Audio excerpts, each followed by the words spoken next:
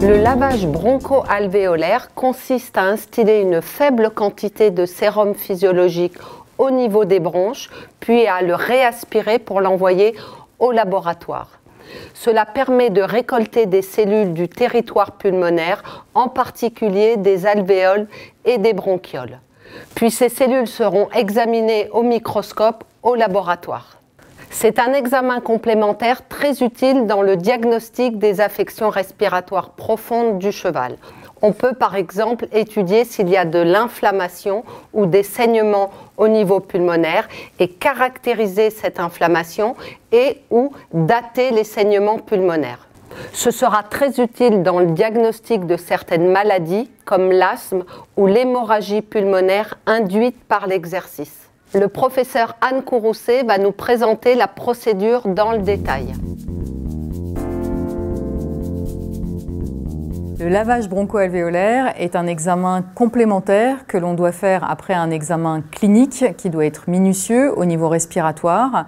C'est un examen qu'on fait quand on suspecte par exemple une affection respiratoire diffuse. Il doit également être fait absolument après un examen cardiaque, une auscultation cardiaque qui permet de sédater le cheval pour avoir un examen dans des bonnes conditions de confort et pour le vétérinaire et pour le cheval. Le lavage broncho-alvéolaire se fait sous sédation, éventuellement anesthésie locale des voies respiratoires et éventuellement intornée. Cette procédure est relativement indolore pour le cheval. Il peut tousser au début de la procédure, mais ce n'est pas alarmant. Il existe deux manières de procéder, soit avec une sonde souple, à ballonnet, mise en place à l'aveugle, soit avec un endoscope de longueur supérieure à 2,50 m, et cela permet de déterminer le poumon prélevé ou alors de prélever les deux poumons. L'intervention nécessite 2 à 3 personnes. La première va tenir le cheval, la seconde introduit la sonde ou l'endoscope et le maintient, et la troisième personne réalise le lavage. La sonde est introduite dans le naseau, dans le méa nasal ventral jusqu'au pharynx, puis la tête du cheval est étendue pour passer la sonde dans la trachée et on descend ensuite jusqu'aux premières bronches. La sonde est avancée jusqu'à ce qu'on bloque. À ce moment-là, le ballonnet peut être gonflé pour maintenir la position de la sonde. Une solution physiologique stérile tiède, un volume total compris entre 250 et 500 ml, sachant que sur le terrain 250 ml est beaucoup plus pratique, est injectée via la sonde à ballonnet. Tout d'abord, on injecte 2 seringues avec réaspiration du liquide, et ensuite les 2 autres seringues avec à nouveau réaspiration du liquide.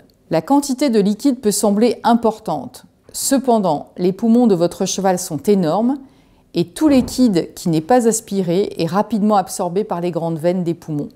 Il n'y a donc aucun risque de noyer votre cheval comme le craignent parfois certains propriétaires. Au total, on réaspire en général environ la moitié du liquide injecté. Quand la procédure est terminée, on dégonfle le ballonnet, puis on retire doucement la sonde.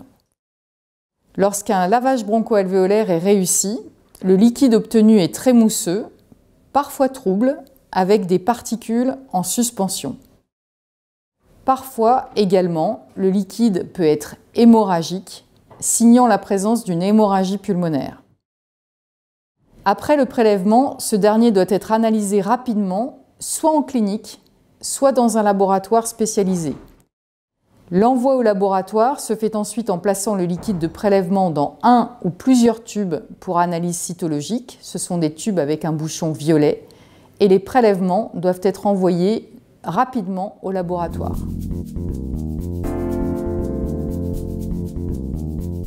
Les chevaux ont normalement une faible quantité de mucus dans leur voie respiratoire profonde. Dans ce mucus, on peut retrouver différentes cellules immunitaires, des macrophages alvéolaires, des lymphocytes et un nombre limité de neutrophiles, mastocytes et éosinophiles. Expliquez le rôle de ces différentes cellules que l'on peut trouver dans le liquide recueilli. Les macrophages alvéolaires sont des cellules prédominantes dans les voies respiratoires. Elles représentent environ 60% de la population cellulaire totale chez les chevaux. Les macrophages alvéolaires sont des cellules dites de nettoyage qui font partie du système immunitaire inné. Ils reconnaissent les éléments étrangers, les débris et les poussières, les bactéries ou les spores de champignons et s'en débarrassent. Ce sont de grosses cellules arrondies avec un noyau excentré et des vacuoles dans leur cytoplasme. Les macrophages peuvent absorber des globules rouges, on les appelle alors des érythrophages. Ce sont les cellules qui vont représenter les premiers stades de saignement pulmonaire chez un cheval. On peut également voir des hémosidérophages, c'est-à-dire des macrophages avec des pigments de globules rouges qui signent des saignements pulmonaires plus anciens.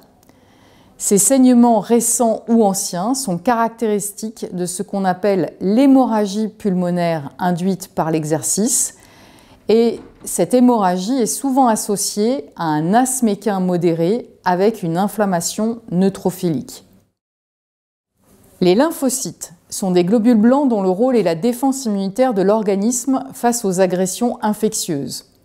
Ils apparaissent comme des cellules ovoïdes avec un noyau de grande taille. Ils représentent 30 à 40% de la population cellulaire totale dans les poumons.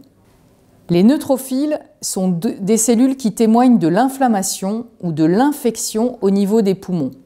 Ils présentent un noyau caractéristique avec plusieurs lobes.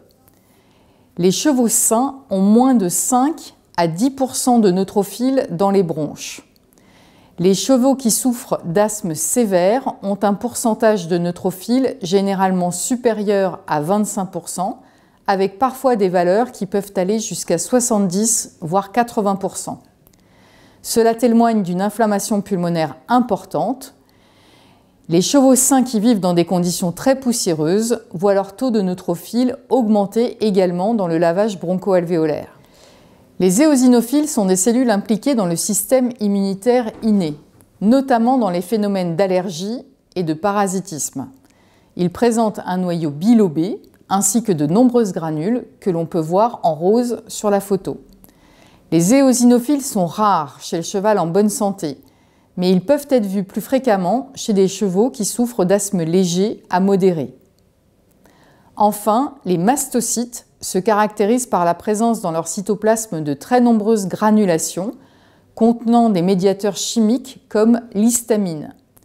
Lorsqu'ils sont en contact avec un allergène, contenu dans le foin par exemple, ils dégranulent et libèrent leurs médiateurs de façon très rapide, ce qui déclenche des réactions allergiques immédiates, parfois graves.